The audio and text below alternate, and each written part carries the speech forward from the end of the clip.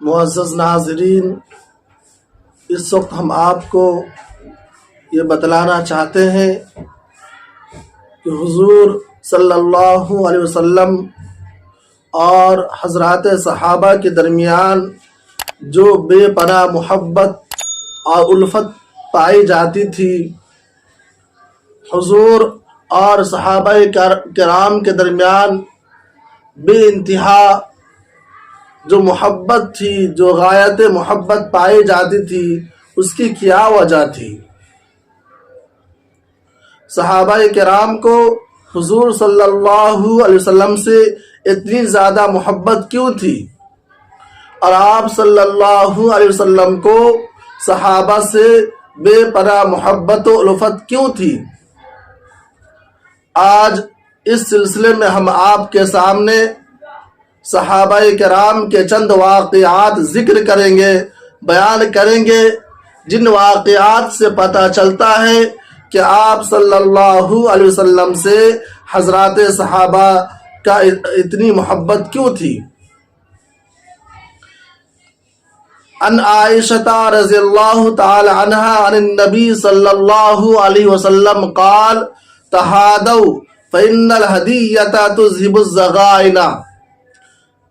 ام المؤمنین حضرت عائشہ رضی اللہ تعالی عنہ فرماتی ہے کہ رسول اللہ صلی اللہ علیہ وسلم نے ارشاد فرمایا، تہادوا، کہ آپس میں ہدیہ لیتے اور دیتے رہو، ایک دوسرے کو ہدیہ دو اور دوسرے کا ہدیہ قبول کرو۔ ہدیہ دینے میں مصلحت کیا ہے؟ ہدیہ دینے کا فائدہ کیا ہے؟ تو آگے آپ صلی اللہ علیہ وسلم نے فرمایا، فَإِنَّ الْهَدِيَّةَ، بے شک ہدیہ، تُذْهِبُ الضَّغَائِنَ، دل کے اندر پیدا ہونے والے کینہ کو دور کرتا ہے۔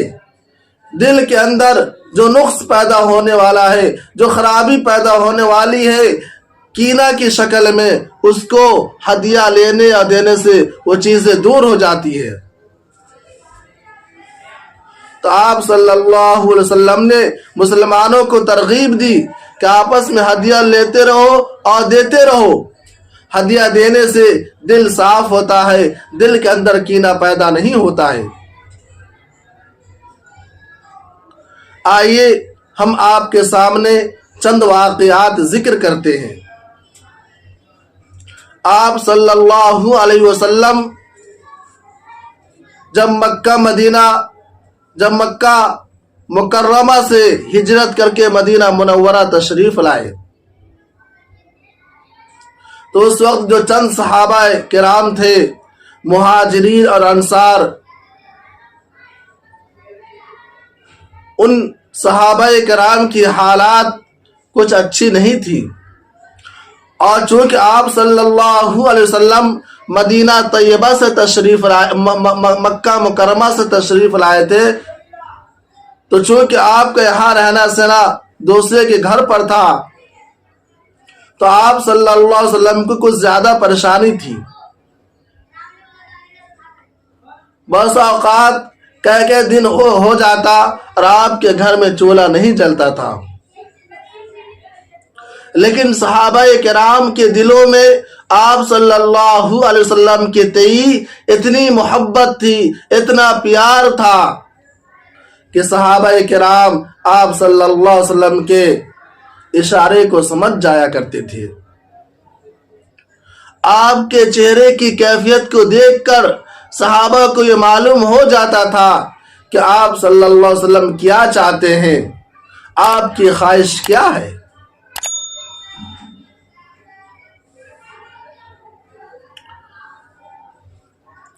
جب مدینہ منورہ میں آپ تشریف لائے تو سب سے زیادہ جو آپ کے پڑوسی تھے حضرت ابو ایوب انصاری رضی اللہ تعالی عنہ، سعد بن عبادہ، سعد بن معاذ، یہ حضرات صحابہ آپ کے پڑوسی تھے اور آپ کا خیال ہر وقت رکھا کرتے تھے، کھانے سے لے کر پینے تک ہر چیز میں آپ کا یہ صحابہ کرام خیال رکھا کرتے تھے۔ آپ چونکہ مکہ میں پیدا ہوئے تھے اور مکہ کے لوگ چارپائی پر سونا پسند کیا کرتے تھے، اور آپ کو بھی عادت تھی چارپائی پر سونے کی۔ آپ جب مدینہ منورہ تشریف لائے ہجرت کر کے، تو آپ صلی اللہ علیہ وسلم چونکہ چارپائی پر سونے کو پسند فرمایا کرتے تھے، اس لیے آپ صلی اللہ علیہ وسلم نے حضرت ابو ایوب انصاری سے پوچھا کہ تمہارے پاس چارپائی نہیں ہے، کیونکہ آپ کو معلوم ہے، تاریخ آپ نے پڑھ رکھا ہے کہ حضرت آپ صلی اللہ علیہ وسلم جب مکہ سے مدینہ تشریف لائے تو پہلا قیام حضرت ابو ایوب انصاری رضی اللہ تعالیٰ عنہ کے گھر پر تھا، اور حضرت ابو ایوب انصاری رضی اللہ تعالیٰ عنہ ہی آپ کے کھانے پینے کا بندوبست کر رکھا تھا۔ تو آپ صلی اللہ علیہ وسلم نے حضرت ابو ایوب انصاری سے پوچھا کہ تمہارے پاس چارپائی نہیں ہے، تو حضرت ابو ایوب انصاری نے کہا حضرت میرے پاس تو چارپائی نہیں ہے۔ وہاں ایک اور صحابی موجود تھے جن کا نام اسد بن زرارہ رضی اللہ تعالیٰ عنہ تھے۔ اسد بن زرارہ رضی اللہ تعالیٰ عنہ کو پتا چلا کہ آپ صلی اللہ علیہ وسلم کی خواہش ہے، آپ یہ چاہ رہے ہیں کہ چارپائی کا انتظام ہو جاتا تو ہم اس پر سوتے۔ اسد بن زرارہ رضی اللہ تعالیٰ عنہ آپ صلی اللہ علیہ وسلم کی دلی خواہش کو پوری کرنے کے لیے، آپ نے صراحتاً نہیں کہا تھا کہ میرے لیے چارپائی لائی جائے، میں چارپائی پر سوؤں گا، آپ نے صراحتاً لفظوں میں نہیں کہا تھا، بس اشارتاً حضرت ابو ایوب انصاری سے فرمایا تھا کہ کیا تمہارے پاس چارپائی نہیں ہے؟ اسد بن زرارہ رضی اللہ تعالیٰ عنہ کو یہ خبر ملی، یہ پتا چلا کہ آپ صلی اللہ علیہ وسلم چارپائی کے بارے میں کچھ کہہ رہے تھے۔ حضرت اسد بن زرارہ رضی اللہ تعالیٰ عنہ جا کر سگاگوں کی لکڑی جو ہوتی ہے مضبوط، اس کی چارپائی بنوا کر لائے اور آپ صلی اللہ علیہ وسلم کی خدمت میں پیش کر دیے۔ یہ تھی صحابہ کو آپ سے محبت اور آپ کو صحابہ سے محبت۔ انہی اداؤں پر آپ صلی اللہ علیہ وسلم صحابہ پر مر مٹتے تھے، اور صحابہ کرام آپ سے بے پناہ محبت کرتے تھے، اور آپ کے ہر حکم کو بجا لانے کو، ہر اشارے کو بجا لانے کو اپنے لیے سعادت مندی سمجھا کرتے تھے۔ ایک واقعہ آپ کے سامنے اور ذکر کرتا ہوں۔ حضرت جابر رضی اللہ تعالیٰ عنہ مشہور صحابی ہے، آپ جانتے ہیں، آپ سبھی حضرات کو معلوم ہے کہ حضرت جابر رضی اللہ تعالیٰ عنہ مشہور صحابی ہے۔ حضرت جابر رضی اللہ تعالیٰ عنہ کے والد نے آپ صلی اللہ علیہ وسلم کی خدمت میں حریرہ بھیجا، اور حضرت جابر کو دے کر آپ کی خدمت میں حریرہ لے کر بھیجے۔ جب حضرت جابر رضی اللہ تعالیٰ عنہ آپ کی خدمت میں پہنچے تو آپ صلی اللہ علیہ وسلم نے پوچھا اس میں کیا ہے؟ کیا اس میں گوشت ہے؟ آپ نے صرف اتنا ہی کہا حضرت جابر سے، کیا اس میں گوشت ہے؟ حضرت جابر رضی اللہ تعالیٰ عنہ سمجھ گئے اور فوراً گھر واپس چلے گئے، اور اپنے والد سے کہا کہ جب میں حضرت کے پاس پہنچا تو حضرت نے مجھ سے فرمایا کہ اس میں گوشت ہے۔ اس سے پتہ چلتا ہے کہ آپ صلی اللہ علیہ وسلم کو گوشت کھانے کی خواہش ہے، یا آپ صلی اللہ علیہ وسلم گوشت کھانے کی رغبت رکھتے ہیں۔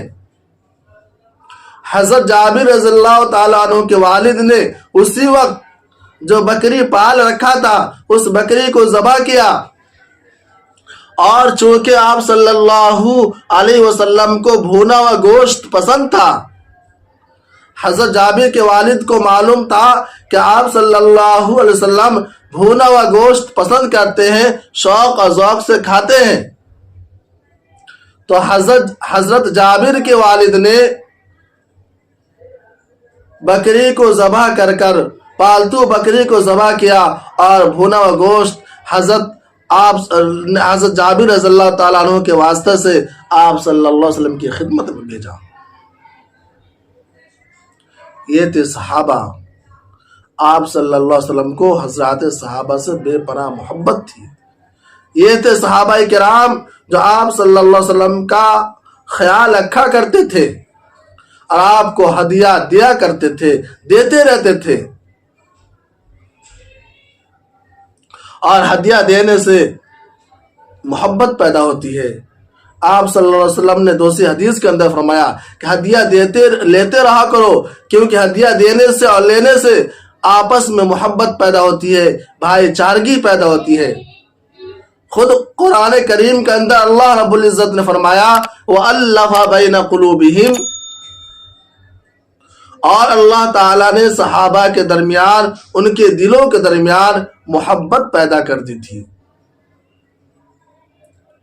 اس لیے صحابہ کرام رضوان اللہ تعالیٰ علیہم اجمعین صحابہ کرام آپ صلی اللہ علیہ وسلم پر مر مٹنے کو ہر وقت تیار رہا کرتے تھے اور آپ صلی اللہ علیہ وسلم کو ہدیہ دیا کرتے تھے۔ اس لیے مسلمانوں، ہماری آپ سے گزارش ہے، آپ تمام لوگوں سے گزارش ہے کہ ہم آپس میں ایک دوسرے کو ہدیہ دے۔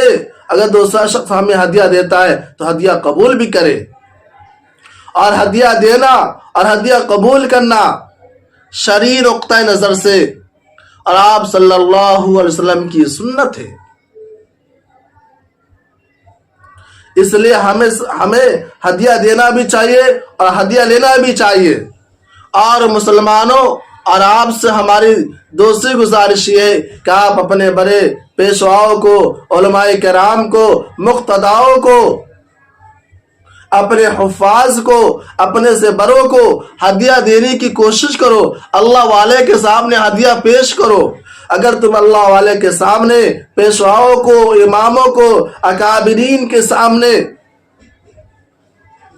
اگر آپ ہدیہ پیش کریں گے، وہ آپ کے ہدیہ کو قبول کریں گے تو آپ کو دعاؤں سے نوازیں گے، اور پیشوائے اور بزرگان دین اپنی دعاؤں میں، اپنی مخلصانہ دعاؤں میں آپ کو یاد رکھیں گے۔ اس لیے ہمیں اور آپ کو ضرورت ہے کہ ہم اپنے سے بڑوں سے تعلقات قائم کریں، بزرگوں کی صحبت میں بیٹھے، بزرگوں کو جا کر ہم ہدیہ پیش کریں۔ اکابرین علماء جو موجود ہیں، ائمہ حضرات ہیں، علماء کرام ہیں، ہم سے بڑے ہیں، قابل تعظیم جو شخصیات ہیں، ہم ان کو ہدیہ پیش کریں، ان سے دعائیں لیں۔ ہم ان کے سامنے ہدیہ پیش کریں گے، ان کی دعائیں لیں گے تو اللہ تبارک و تعالیٰ ان کی دعاؤں کے برکت سے ہمارے مال میں، ہمارے کاروبار میں خیر و برکت نازل فرما دیں گے، ہماری زندگی بہتر سے بہتر اور اچھی سے اچھی زندگی گزرے گی۔ اس لیے ہماری آپ تمام حضرات سے گزارش ہے کہ ہدیہ لینے دینے کا ماحول پیدا کرے، خود بھی ہدیہ دے۔ اگر کسی نے آپ کو ہدیہ دیا ہے تو آپ ہدیہ قبول کریں۔ ہدیہ لینا بھی سنت ہے، ہدیہ قبول کرنا بھی سنت ہے، ہدیہ دینا سنت بھی سنت ہے۔ انہی باتوں کے ساتھ آپ سے رخصت ہوتا ہوں۔ وما علینا الا البلاغ۔